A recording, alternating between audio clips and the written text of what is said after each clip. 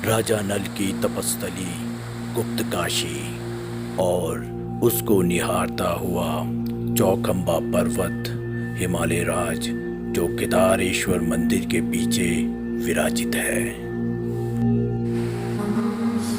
रहस्य की बात अगर मैं आप लोगों को बताऊं तो ये हिमालय क्षेत्र हम सभी आत्माओं का ननिहाल है, क्योंकि माँ पार्वती हिमालय राज्य की पुत्री हैं और हम सभी आत्माएं माँ पार्वती की संतानें हैं। और हमारे ननिहाल की सीमा ऋषिकेश से प्रारंभ हो जाती है। आखिर क्या रहस्य है जो सारे साधक तपस्वी अपनी साधना करने के लिए अपने इस ननिहाल में आते हैं?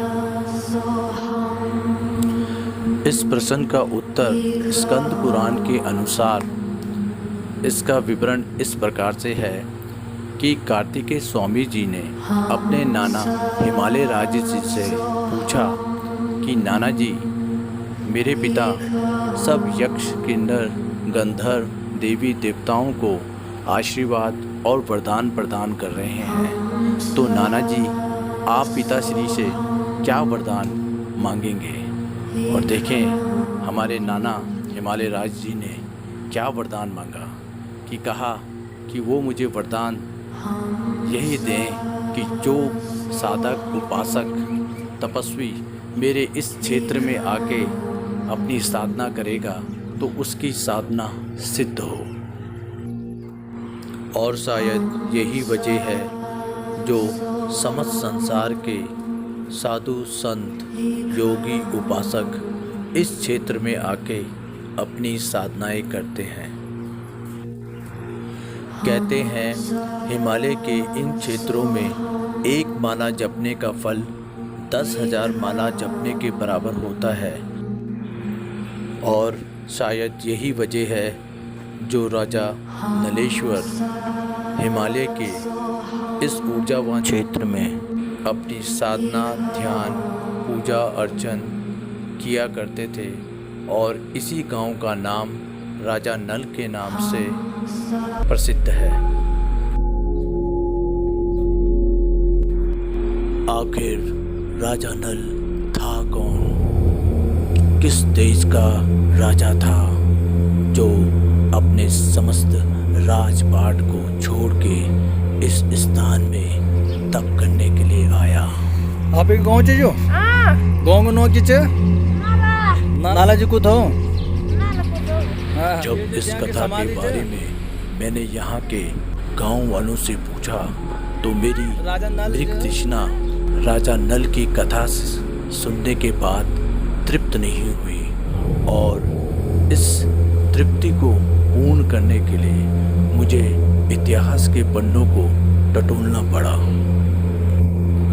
और इस कथा का विवरण मुझे महाभारत के उस अध्याय में मिला जब पांडव 12 वर्ष का वनवास भोग रहे थे।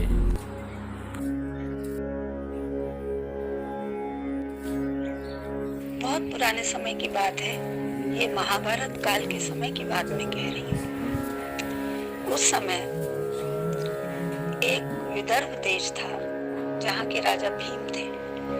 उनकी पुत्री दमयंती बहुत ही सुंदर थी। उन्हीं के समकालीन एक निषद राज थे जो राजा नल थे। वो भी अत्यंत सुंदर, पराक्रमी, कई विद्याओं में निपुण और प्रजापालक थे। उनके सौंदर्य, स्वाभिमान, वीरता और पटुताओं को देख करके, युद्ध कौशल, हर प्रकार के कौशल को देख करके सब लोग अचंभित हो जाते थे।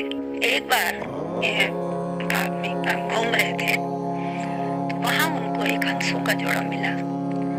उन्होंने एक उत्सुकतावश एक हंस को पकड़ लिया।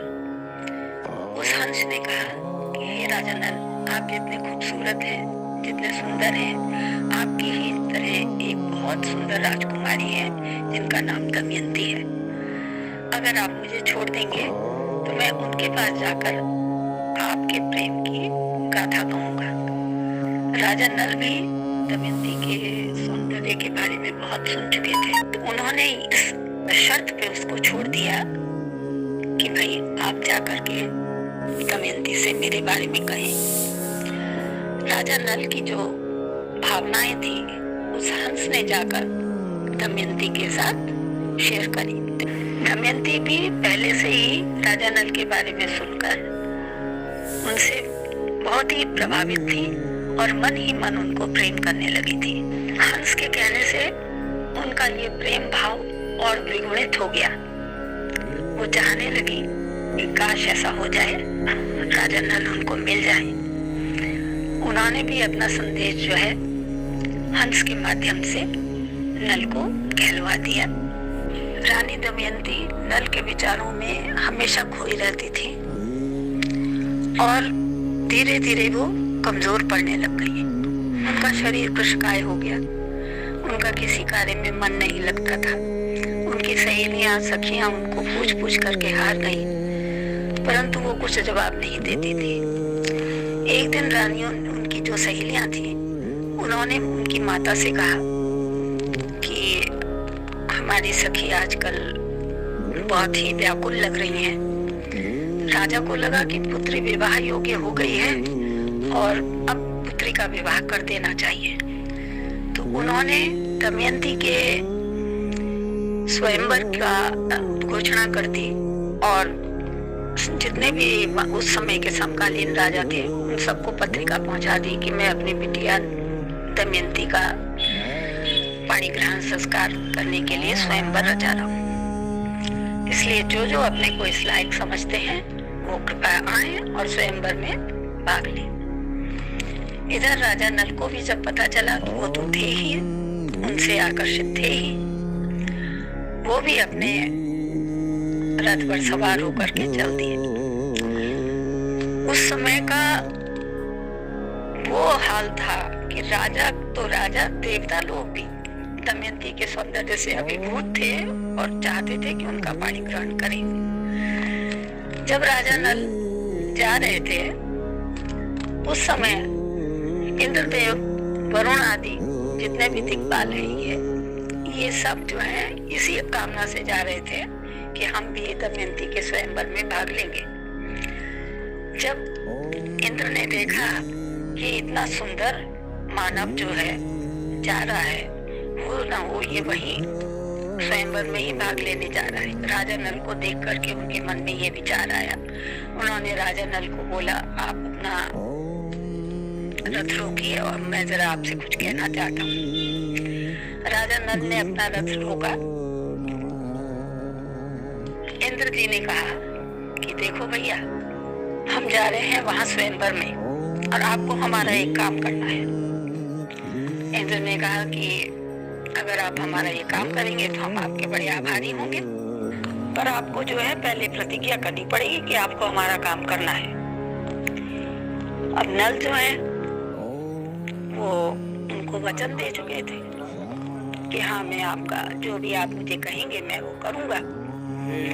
फिर उन्होंने, इंद्र ने बताया कि भाई ऐसे ऐसे हम स्वयंवर में जा रहे हैं और आपको हमारा जो है संदेश वहां पहुंचाना है राजकुमारी दमयंती के पास कि वो हमारा वरण करें।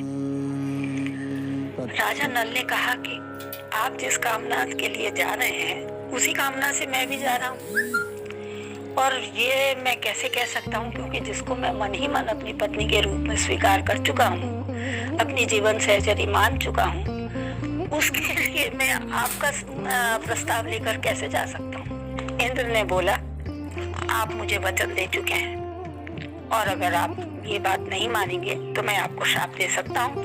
अब मजबूरी हो गई, नल को फिर जाना पड़ा वहां दूत बन के। पर उन्होंने कहा, मैं वहां जाऊंगा कैसे, वहां तो अभेद्य सुरक्षा है, उस सुरक्षा के अंदर मैं कैसे वहां जाके दमयंती से मिल सकूंगा। तो इंद्र ने कहा कि मैं आपको वो प्रबंध मैं स्वयं करूंगा, आप उसकी चिंता ना करें। आपको देख करके कोई भी आपको रोकेगा टोकेगा नहीं और आप सीधे जाकर के दमयंती के कक्ष में उनसे मिल सकेंगे।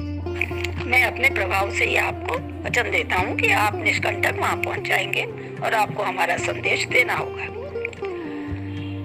ठीक है, राजा ने नल जो है वो चल दिए। इंद्र के प्रभाव से किसी ने भी उन्हें रोका टोका नहीं। वो सीधे दमयंती के पास पहुंच गए। वहां पहुंचकर उन्होंने अपने मन की बात बताई। कहा, मैं ऐसे ऐसे आ रहा था और मेरे मन में तो ये था कि मैं आपसे विवाह करूं, आपके स्वयंवर में भाग लूं, परंतु इंद्र ने मेरे साथ ऐसी ऐसी प्रतिज्ञा करवाई और उसके वशीभूत होकर के फिर मुझे आपके पास उनका प्रस्ताव लेके आना पड़ रहा है। दमयंती ने भी यही कहा कि मैं खुद आपको अपने मन से पति मान चुकी हूँ, परंतु चूंकि मेरे पिता ने स्वयंवर रचा है इसलिए लोग तो आएंगे ही और आमंत्रित जनों का तिरस्कार भी नहीं होना चाहिए। ठीक है, आप ऐसा कीजिए कि आप भी आइए और जो आना चाह रहे हैं, जो देवता वो भी आएगा। मैं उनमें से आप ही को चुनूंगी। राजा नल जो है वापस चले गए और उन्होंने इंद्र को अपना संदेश सुना दिया। जब देवराज इंद्र को राजा नल ने राजकुमारी दमयंती का संदेश सुनाया तो देवराज इंद्र काफ़ी हताश हुए और इस स्वयंवर के लिए उन्होंने राजकुमारी दमयंती के साथ छल करने की रूपरेखा बनाई। और वो छल क्या था ये मैं आपको अपने आने वाले भाग 2 में विस्तार रूप से करूँगा। तब तक के लिए आप आनंदित रहें। धन्यवाद।